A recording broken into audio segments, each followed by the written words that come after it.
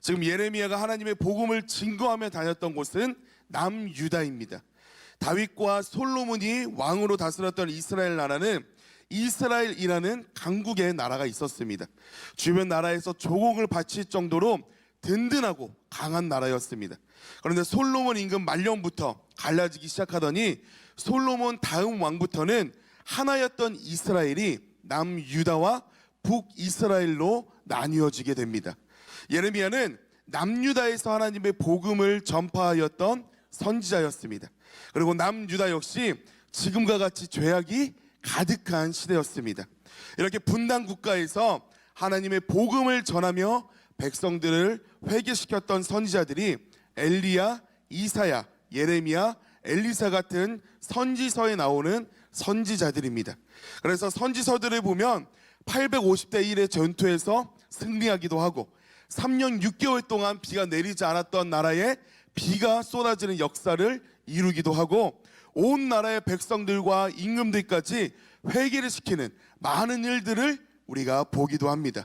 그래서 많은 사람들이 인정하고 섬기는 선지자들도 있지만 오늘 예레미야는 그런 선지자가 아니었습니다. 예레미야는 복음을 전할 때마다 많은 아픔과 핍박을 받는 일이 대부분이었습니다. 그럼에도 포기하지 않고 하나님의 말씀을 대언하는 눈물의 선지자가 바로 예레미야 선지자였습니다. 다른 선지자들과 같이 하나님께서 똑같이 부르시고 세우신 같은 선지자이면서도 삶은 굉장히 다른 삶을 살아왔습니다. 예레미야는 자신이 하고 싶은 말을 했던 사람이 아니라 하나님의 말씀을 있는 그대로 대언하였던 선지자였습니다. 몇 장 몇 절 할 거 없이 예레미야는 계속적으로 하나님의 말씀을 선포했는데 문제는 그로 인해서 끊임없는 박해와 어려움을 당한다는 거였습니다. 예레미야 18장에도 보면 예레미야는 평소와 같이 하나님의 말씀을 선포했는데 사람들이 급기야 예레미야를 죽이려고 모략을 세우기까지 합니다. 예레미야는 자신을 죽이려는 그 사실을 알고 있었어요. 그런데 19장에 보면 하나님의 말씀을 받고 예레미야는 또다시 하나님의 그 복음을 선포합니다. 예레미야가 선포한 하나님의 말씀을 들은 그 당시에 성전을 책임지던 바스울이라는 제사장이 그 예레미야의 말씀을 듣게 되었어요. 드디어 제사장이 하나님의 말씀을 들었으니까 제사장은 그 말씀을 믿음으로 받고 예레미야와 믿음의 동역자가 되어서 어떻게 예레미야를 도와주는지 우리가 예레미야 20장 1절 2절 말씀을 보겠습니다. 함께 읽겠습니다. 제사장 임멜의 아들 바스울은 여호와의 집 유서장이라 그가 예레미야의 이 일 예언함을 들은지라 이에 바스울이 선지자 예레미야를 때리고 여호와의 집 베냐민의 윗문에 있는 창고에 채웠더니 성전을 총괄하는 제사장이 하나님의 말씀을 들었을 때 믿음의 동역자로서 돕는 게 아니라 예레미야 선지자를 때리고 감옥에 가둡니다. 이 시대가 얼마나 악했는지 볼 수 있는 말씀입니다. 백성들은 미처 몰라서 죄를 지으며 살아갈 수 있지 100번 양보를 하더라도 백성들을 하나님께로 인도하는 제사장만큼은 예레미야 편에 섰어야 하는데 제사장까지도 하나님의 말씀을 거역하며 선지자를 가두는 상황에 이르렀습니다. 요즘 믿는 사람들이 하는 말들이 있습니다. 그것이 뭐냐면 코로나 이후에 사람들이 기독교를 안 좋게 생각해서 전도가 안 된다는 거예요. 예전만큼 전도가 되지 않는다고 하나같이 말들을 합니다. 예레미야 앞에서 우리가 이런 말을 했으면 예레미야는 지금 속이 뒤집혔을 것입니다. 아무리 몇 년 전과 다르다고 할지라도 우리가 어떤 목사님을 만났을 때 그 목사님에게 목사님 하나님은 참 사랑이십니다. 하나님의 말씀은 참 진리이십니다. 이 말을 한다고 해서 그 목사님이 우리를 때리고 가두는 일은 없다는 것입니다. 그래서 우리의 생각의 전환이 먼저 필요합니다. 어떤 전환이냐? 예레미야가 되어보는 것입니다. 예레미야는 지금 이 시대를 보고 복음 전파가 힘들다고 생각하지 않을 거예요.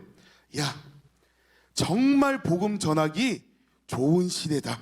내가 지금 태어났으면 날아다녔을 텐데, 이런 생각을 했을 것입니다. 그래서 함께 외칠 구호를 제가 준비했습니다. 제가 지금은 하면 성도님들은 복음 전하기 좋은 시대입니다 외치는 것입니다. 자, 하겠습니다. 지금은 복음 전하기 좋은 시대입니다. 지금은 복음 전하기 좋은 시대입니다. 마지막으로 한 번 더. 지금은 복음 전하기 좋은 시대입니다. 아멘. 요즘 시대에 전도는 안 된다라는 인간적인 부정적인 생각이 매이지 않고 할 수 있다라는 믿음을 가지고 복음을 전하는 성도님들 되시기를 주님의 이름으로 축원합니다. 아멘. 예레미야는 몸도 많이 상했지만 영적으로도 완전히 탈진이 되어 있는 상태였습니다. 이 죄악된 시대에 사람들에게 복음을 전하기라는 정말 쉽지 않았을 거예요. 분명 어려웠을 것입니다. 그런데 아무리 힘이 들고 외로운 싸움을 하더라도 조금이라도 하나님께 돌아오는 열매가 있었다면 그 열매를 보고 힘을 얻었을 텐데, 복음을 전할 때마다 매를 맞고 감옥에 갇히고 죽음의 위협에만 놓이게 되는 거예요. 누군가 믿음의 동역자라도 만나서 함께 복음을 전하면서 그곳에 복음의 변화가 일어났다면 힘을 얻을 텐데, 그런 일이 없고 날마다 어려움 가운데 있으니까 육체적으로나 영적으로나 지칠 대로 지쳐서 하나님에게 반감을 표현합니다. 그게 바로 오늘 본문 말씀입니다. 예레미야 20장 7절에서 9절까지 말씀 한번 보겠습니다. 함께 읽겠습니다.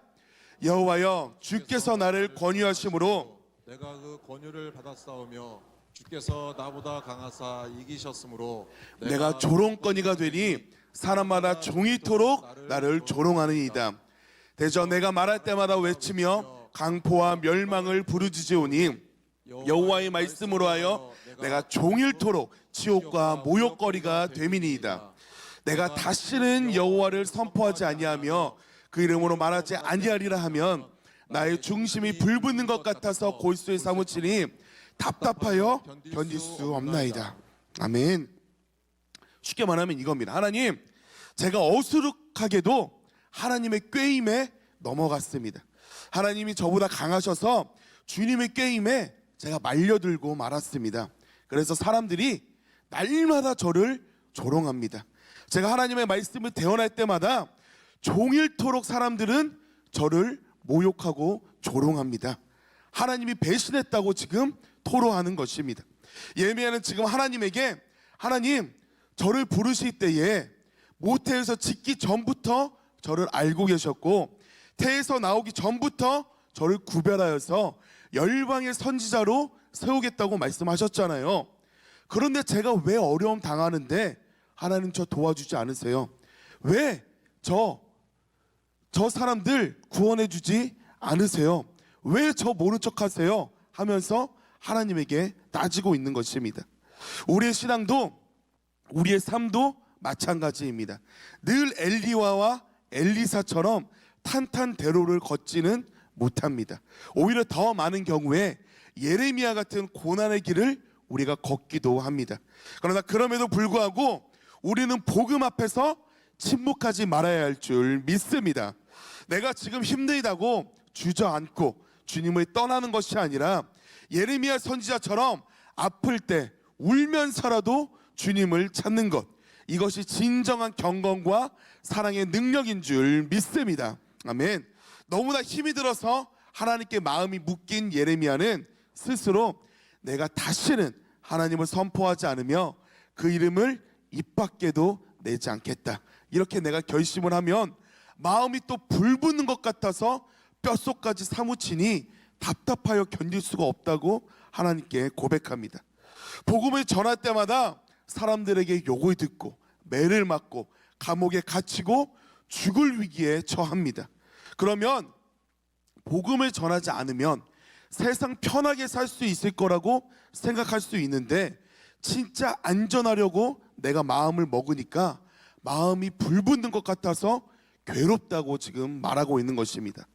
이런 마음이 중심 가운데 있을 수 있었던 이유는 하나님이 예레미야와 함께 하심으로 가능했던 일입니다. 그렇다면 혹시 예레미야가 다른 선지자들보다 뭔가 능력이 부족해서 그랬던 거 아닐까 싶지만 절대 그런 게 아니었습니다. 바울에게도 예레미야 같은 경험이 있습니다. 사도행전 18장 5절에서 6절 보겠습니다. 5절에서 6절 함께 읽겠습니다. 실라와 디모데가 마게도냐로서 내려오매 바울이 하나님의 말씀에 붙잡혀 유대인들에게 예수는 그리스도라 밝히 증거하니 저희가 대적하여 회방하거늘 바울이 옷을 따러 가로되 너희 피가 너희 머리로 돌아갈 것이요 나는 깨끗하니라 이후에는 이방인에게로 가리라 하고, 실라와 디모데가 내려와서 복음을 함께 전했습니다. 말씀에 붙들린 자 되어서 복음을 전했는데 결국에는 아덴 철학자들에게 논쟁거리만 되고 비방하고 회방하는 것입니다. 정죄하는 것을 들었어요. 사도 바울도 가는 곳마다 복음의 열매가 없었던 시절이 있었습니다. 사람들이 하나님의 복음을 계속 무시하고 정죄하니까 바울은 복음을 전하지 않고 떠나겠다고 말합니다. 바울이 했던 말은 굉장히 무서운 말이에요. 나는 너희들한테 분명히 복음 전했다. 이제 지옥 가는 거 너희 죄로 지옥 가는 거야. 나는 깨끗해. 이 말을 하고 있는 것입니다. 그렇게 다짐을 하고서 9절에서 12절 말씀을 보면 그 마음이 아닙니다. 사도행전 18장 9절에서 11절 함께 보겠습니다. 밤에 주께서 환상 가운데 바울에게 말씀하시되 두려워하지 말며 잠잠하지 말고 말하라. 내가 너와 함께 있음에 아무 사람도 너를 대적하여 해롭게 할 자가 없을 것이니 이는 이 성중에 내 백성이 많음이라 하시더라. 1년 6개월을 위하며 그들 가운데서 하나님의 말씀을 가르치니라. 아멘. 바울은 다시금 마음을 새롭게 하여서 1년 6개월 동안 그곳에 거하며 하나님의 복음을 가르칩니다. 다시 말해서 복음을 전하는 가장 큰 능력은 나의 힘과 나의 경험, 나의 능력이 아니라 하나님께서 나와 함께 하셔서 역사하시느냐 하는 이것인 줄 믿습니다. 하나님께서만 나와 함께 하신다면 비록 내가 지금 힘이 들어도 혹여 아직 내가 열매가 없더라도 복음을 전하는 나의 발걸음은 결코 멈추지 않는다는 이 사실을 믿으시기 바랍니다. 아멘. 예수님께서 우리의 구원자 되심을 믿으십니까? 아멘. 다 아멘 하시네요. 그 주님의 십자가로 인해 나는 죽고 그리스도가 내 삶의 주인 되심을 믿으십니까? 우리가 믿으니까 주일 아침에 주님께 나와서 예배를 드리고 있는 것입니다. 고린도전서 12장 3절 말씀을 보겠습니다. 자, 함께 읽겠습니다. 그러므로 내가 너희에게 알게 하노니 하나님의 영으로 말하는 자는 누구든지 예수를 저주할 자라 하지 않고 또 성령으로 아니하고는 누구든지 예수를 주시라 할 수 없느니라. 아멘. 지나가는 사람들에게 우리가 예수님이 우리의 구원자 되심을 믿습니까? 예수님께서 당신의 주인 되심을 믿습니까? 물어본다면 그 사람들은 우리들처럼 아멘이라고 대답할 수 없다는 것입니다. 왜 할 수 없냐면 그 질문에 대한 믿음과 대답은 성령님께서 우리 안에 계심으로 우리로 하여금 깨닫게 하시고 믿기 때문에 우리가 고백할 수 있다는 것을 믿습니다. 성령 하나님께서 우리 안에 계시는데 성령님이 임하시면 어떤 삶을 우리가 살게 될까요? 우리의 연약함을 도우시고 우리를 예수님과 더 가까워지게 하시는 수많은 일들을 우리 가운데 역사하십니다.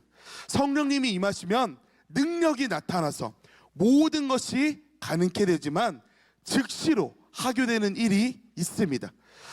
사도행전 9장 17절 말씀을 보겠습니다. 함께 읽겠습니다. 아나니아가 떠나 그 집에 들어가서 그에게 안수하여 가로되 형제 사울아 주 곧 내가 오는 길에서 나타나시던 예수께서 나를 보내어 너로 다시 보게 하시고 성령으로 충만하게 하신다 하니. 아멘. 사람들에게 사도 바울이라는 칭호를 얻기 전에 사울이라는 청년으로 불릴 때에 성령을 받고 즉시로 했던 일이 있습니다. 그 말씀이 20절 말씀입니다. 기도를 받고 나서 하는 일입니다. 자, 자, 함께 읽겠습니다. 즉시로 각 회당에서 예수의 하나님의 아들이심을 전파하니. 아멘. 성령의 충만함을 받으면 즉시로 하나님의 복음을 전하게 됩니다.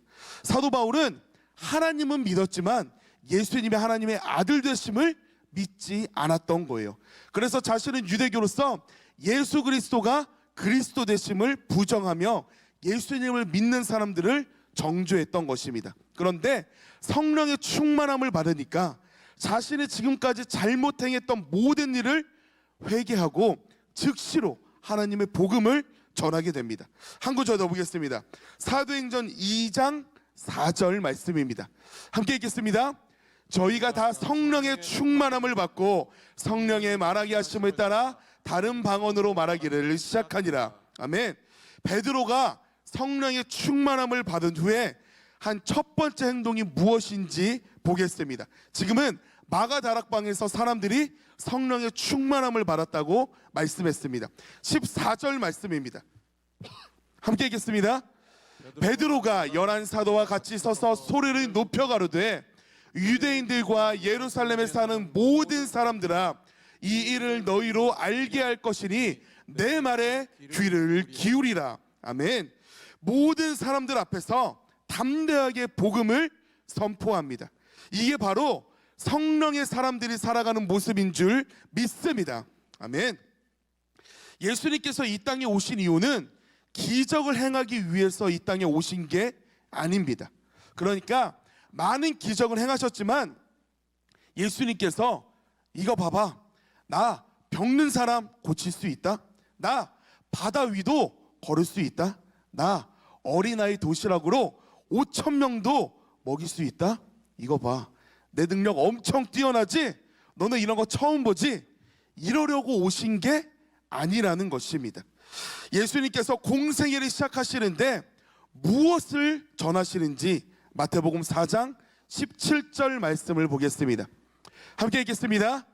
이때부터 예수께서 비로소 전파하여 가라사대 회개하라, 천국이 가까이 왔느니라 하시더라. 아멘.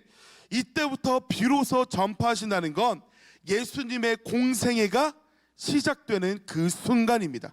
첫 번째로 무엇을 선포하시느냐? 회개하라, 천국이 가까이 왔느니라. 예수님의 사역이 처음 시작되는 순간입니다. 그 사역의 첫 번째가 바로 하나님 나라에 대한 복음 선포입니다. 이후 사역을 하시는 내내 하나님 나라에 대해 선포하시고 수많은 기적을 보여주시는데 이 모든 것들이 하나님의 나라를 위한 기적이었던 것입니다. 한평생 하나님 나라의 복음을 전하시다가 십자가로 구원 사역을 이루시고 하나님 나라에 대한 주님의 부활도 그 이후에 또 이루어집니다. 그 부활 이후에는 어떤 사역을 하셨는지 사도행전 1장 3절 말씀을 보겠습니다. 함께 읽겠습니다. 해 바르신 후에 또한 저에게 확실한 많은 증거로 친히 사심을 나타내사 40일 동안 저에게 보이시며 하나님 나라의 일을 말씀하시니라. 아멘. 해당한 후에라는 말씀은 십자가에 달려 돌아가신 일을 말씀하시는 건데 그 이후에 승천하시기 전까지 40일을 이 땅에 계시며 복음을 전하십니다. 그런데 그때도 하나님 나라의 복음을 전하는 것에 전무하셨습니다. 그래서 전도는 해도 되고 안 해도 되는 것이 아닙니다. 우리가 생각하기에 그 집사님 전도 잘하시더라, 그 권사님 보니까 전도 잘하시더라, 전도는 잘하는 사람들이 하셔야지 하고 넘겨버리는 그런 가벼운 게 아니란 것입니다. 내가 예수님을 정말로 믿는다면, 내가 천국과 지옥이 있다는 것을 정말 믿는다면 내가 사랑하는 가족, 친척, 동료, 친구, 이웃들이 지옥에 가는 걸 내가 어떻게 보고만 있겠냐는 것입니다. 오늘 본문 예레미야 이 말씀은 두 가지로 해석이 될 수 있습니다. 첫 번째는 하나님께서 함께 하심으로 어떠한 환난과 어려움 가운데서도 포기하지 않는 예레미야 선지자의 눈물의 복음 전파입니다. 그리고 두 번째는 자신은 하나님이 구별하여 선택하신 백성이라고 생각하면서 죄악 가운데 살았던 이스라엘 백성들입니다. 우리도 예수님과 예레미야처럼 복음 전파에 목숨을 다하는 사명의 인생을 살아야 하지만, 그럼에도 특히 조심해야 될 것은 두 번째처럼 나는 교회에 다니니까, 나는 예수님 믿으니까 안전하다라고 스스로 성역화시켜서는 안 된다는 것입니다. 이 복음 전파는 예수님께서 하늘에 올라가시기 전에 우리에게 마지막으로 유언처럼 말씀하신 지상 명령입니다. 만약 지금까지 예레미야처럼 복음을 전했지만 그럼에도 열매가 없어서 마음이 지치신 분들, 또는 전도는 남의 일이라고 전도에 무감각해지셨던 분들, 모두 다 성령으로 새 힘을 얻으시기를 주님의 이름으로 축원합니다. 우리의 힘이 아닌 성령님께서 함께 하심으로 영혼 구원의 최고의 가치를 두는 모든 성도님들 되시기를 주님의 이름으로 축원합니다. 마지막으로 성경 한 구절을 다 같이 읽겠습니다. 사도행전 5장 42절 말씀인데, 우리 성도님들의 신앙이 이와 같은 신앙이 되기를 간절히 바라는 마음으로 함께 읽겠습니다. 시작. 저희가 날마다 성전에 있든지 집에 있든지 예수는 그리스도라 가르치기와 전도하기를 쉬지 아니하니라. 아멘. 바로 이 말씀이 성도님들의 평생의 고백이 되기를 주님의 이름으로 축원합니다.